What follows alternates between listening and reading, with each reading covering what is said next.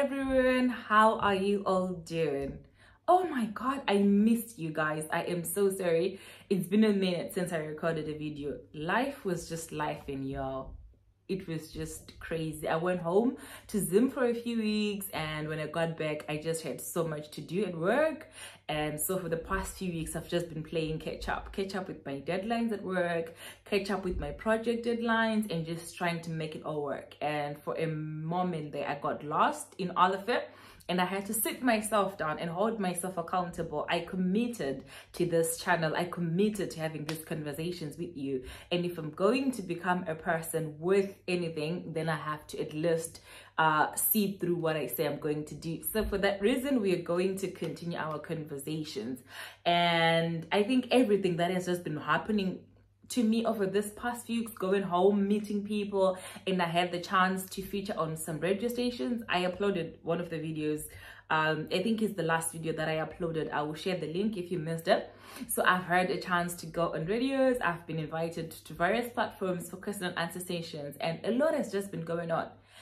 And one thing that I learned throughout the interactions that I had with people, throughout all the engagements, is the importance of becoming a person of value.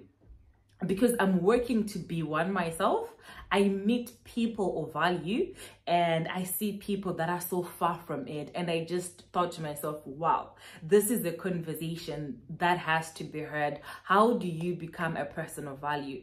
When I say a person of value, let me put a disclaimer. When I say a person of value, I'm not talking about your net worth. I'm not talking about your bank balance. I'm not talking about the money that you have in your account or stashed under your pillow or whatever. That is important. But when we say a person of value, we're talking about your intrinsic value as a human being. Having money, having a healthy bank balance, having that balanced bank sheet, that balanced bank statement at the end of the year is a function of the person that you are.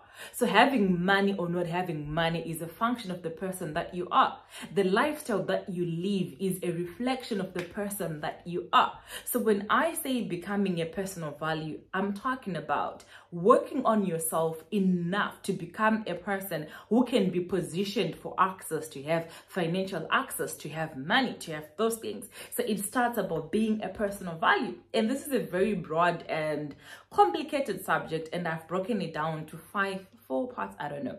But the first one that we're going to talk about today is watch what you say. Okay, and this is very, very important. If you're going to become a person of value, then you're going to be a person who is very intentional and deliberate with your words. Okay? I know when it comes to communication, there is layers to it, and we're going to talk about at the bit towards the end of the video, because how you say something is as important as what you say, but that's not the key thing. The key thing is, the first thing that I want you to remember is say what you mean and mean what you say. Don't overpromise.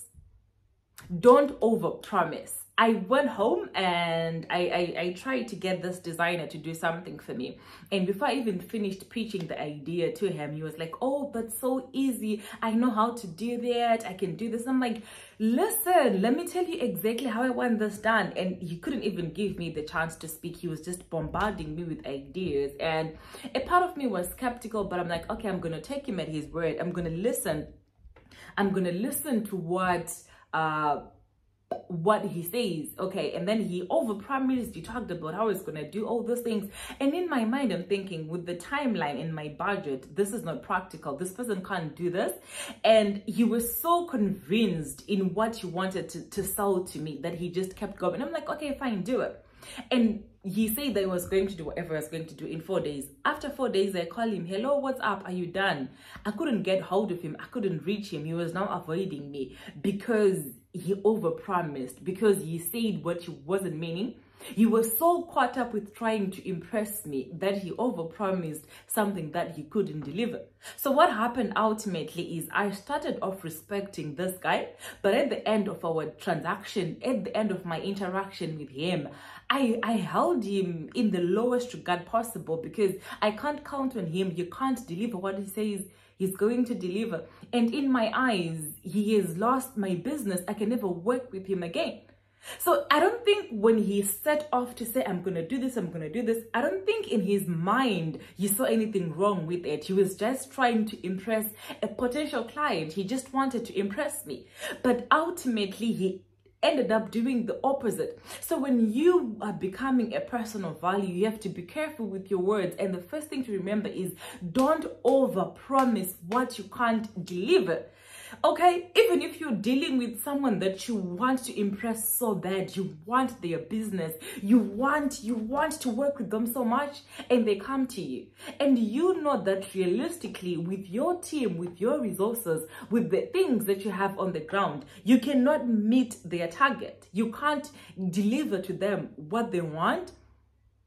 Becoming a person of value will tell you that in that moment you say, you know what, I understand that this is what you expect and this is what you want from me, but at this particular moment I am not positioned to deliver that to you. Can we do this instead? What I can promise is I can do this, I can do this, I can do this, and I will promise you that by the 16th of June at 8 p.m. Central African time, I will be done by this.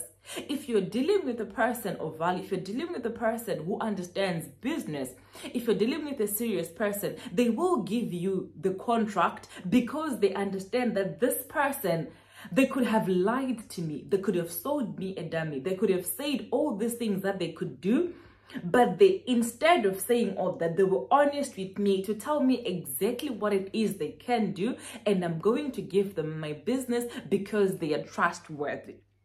Because they are trustworthy. So when someone approaches you, when you're pitching your idea, even when you're sitting for a job interview, don't overpromise. Don't say what you cannot see through.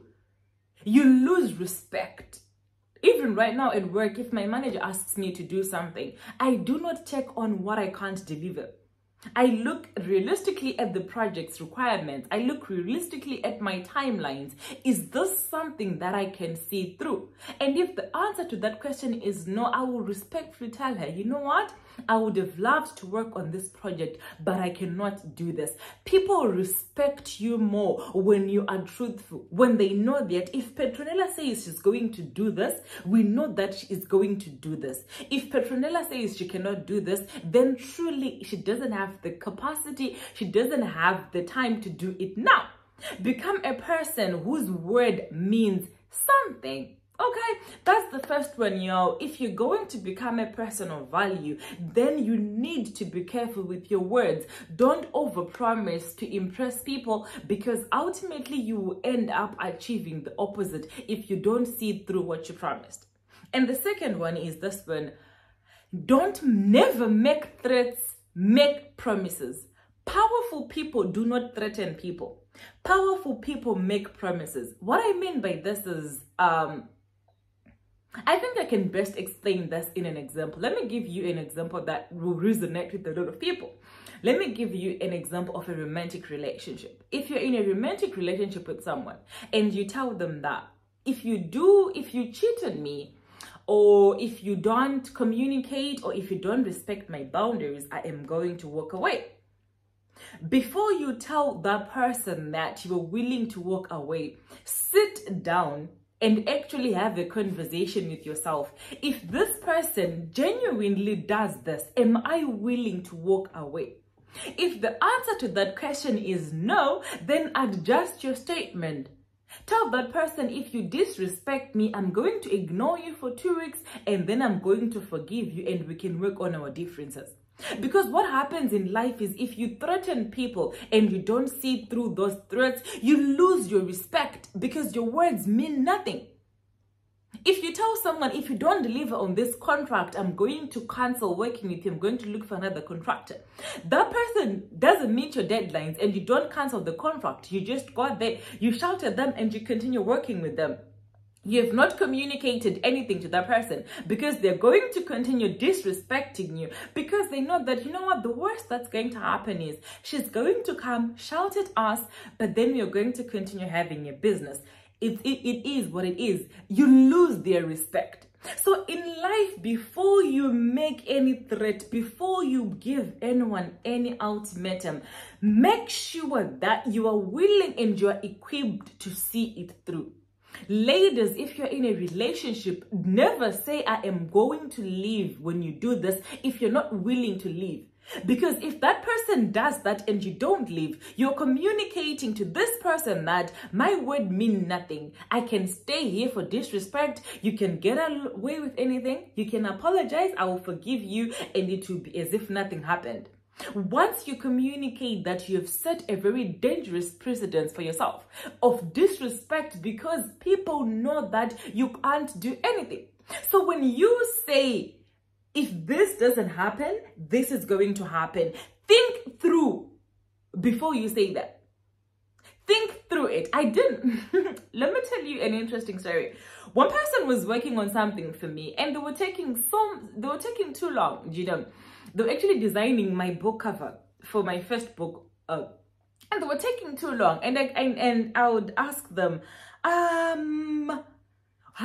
is the book cover coming? Is there any progress? And they'd be like, okay, I'll be done next week Tuesday. I'll be done next week Tuesday. And I remember one time I'm like, if you're not done by Friday, I'm canceling this. I'm moving somewhere else. And they were like, I'll be done then. And Friday arrived and they weren't done. And I remember sitting and I was fuming. This person had already started working on this cover and they were charging me a pretty reasonable price. The alternative was to go to a different person who was charging me about 5 times higher than what this person was charging me. And I had to sit and have a conversation with myself. What is important to me in this moment? My respect, my pride, what is important to me? And I realized that if I was going to become a person that I respected, then I had to be willing to see through the things that I did. I left that person, went to that person, paid that money, and they delivered that project within the agreed time frame. And ever since then, I have gotten to a place where I don't make threats. I make promises. If I tell you that if you don't stop doing this, I'm going to block you. I'm not joking. If you don't stop doing that, I will block you. I have gotten to a place where I am so comfortable in my own ability, in my own value, in my own goodness, so much so that I can know when people are taking too much that I'm giving, or when people are just taking advantage. So work to get to a point where you don't make threats, you make promises. So before you threaten anyone, before you threaten to leave that job, before you threaten to leave that relationship, that marriage, whatever, make sure that if what you want is not done, you are willing to see through the consequences. If you're not willing or ready to see through the consequences, then don't say it. Then don't say it. Okay, so this was the first part. I said that when we started the video, we're going to do a series on how to become a person of value. You know, because if you're going to position yourself for opportunities, if you're going to position yourself for jobs, if you're going to position yourself for contracts, then you need to be a person of value. And becoming a person of value has very little to do with your net worth than it has to do with your character, your personality, your integrity, your principles, and everything that define you as a person. And there are so many layers to this. There are so many layers. It's how you dress, it's how you communicate, it's how you show up, it's how you respect him and stuff like that. And we're going to go in depth with each and every one of this as this month progresses. I am so excited to be back, and I hope you learned something from this video. The key takeaway is become a person whose word means something. Don't be a person that if you promise someone something, they'll have to look for a second person because they can't count on you. Don't be a person that if you threaten someone, they can simply disregard your word because they know that you're not going to do anything. Become a person whose word means something. That is the first step in becoming a person of value. Okay, that's it from me today, guys. See you next week as we continue this series, how to become a person of value. Do let me know what you think in the comments, and until next time, have a lovely week.